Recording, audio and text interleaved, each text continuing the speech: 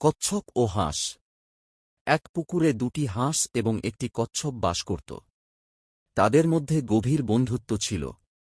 পুকুরের পানি শুকিয়ে গেলে হাঁস দুটি কচ্ছপকে বলল, বন্ধু, এখানে আর আমাদের থাকা সম্ভব নয়, কাজেই এবার আমাদের বিদায় নিতে হবে। কচ্ছপ বলল, তা কি করে হয়? তোমাদেরকে বিদায় দিয়ে আমি একা এখানে থাকব কিভাবে? তোমাদের বিরহবেদনা সহ্য করার ক্ষমতা আমার নেই। তাই আমিও ভাবছি, পুকুরের পানি একেবারে শুকিয়ে গেলে আমি তোমাদের সাথে চলে যাব। হাঁস দুটি বলল, কিন্তু আমাদের সাথে তুমি যাবে কি করে? কারণ আমরা উড়তে পারি, তুমি তো আকাশে উড়তে পারো না। কচ্ছপ বলল, এর উপায়ও তোমরাই চিন্তা করো। হাঁস দুটি কিছুক্ষণ চিন্তা করে বলল, ঠিক আছে, কিন্তু শর্ত হল সর্বদা আমাদের কথা মেনে চলতে হবে। আমরা তোমাকে নিয়ে যখন উড়াল দিব, তখন তা দেখে নিচের লোকেরা চেঁচামেচি করবে, কিন্তু সাবধান, তুমি টুঁ শব্দটিও করতে পারবে না।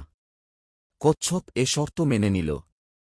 হাঁস দুটি বুদ্ধি করে একটি কাঠি এনে কচ্ছপের মুখে দিয়ে বলল, একে শক্ত করে কামড় দিয়ে ধরে রাখবে। এ বলে দুদিক থেকে দুই হাঁস কাঠিটি ঠেঁটে চেপে ধরে আকাশে উড়ল। যাওয়ার পথে ওরা এক শহরের উপর দিয়ে যাচ্ছিল। লোকেরা এভাবে তাদেরকে উড়তে দেখে চিৎকার করে বলতে শুরু করল, আরে কি মজার ব্যাপার, দেখো দুটি হাঁস একটি কচ্ছপকে নিয়ে উড়ে যাচ্ছে। কচ্ছপ অনেকক্ষণ চুপ করেই ছিল, কিন্তু শেষ পর্যন্ত আর ধৈর্য ধরতে পারল না। সে বলতে চাইল যে, তাতে তোদের কি?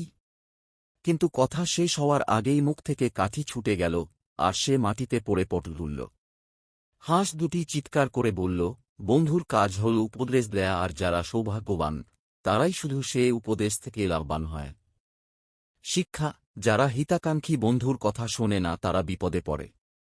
ভিডিওটা ভালো লাগলে লাইক করবেন আর চ্যানেলটা সাবস্ক্রাইব করবেন।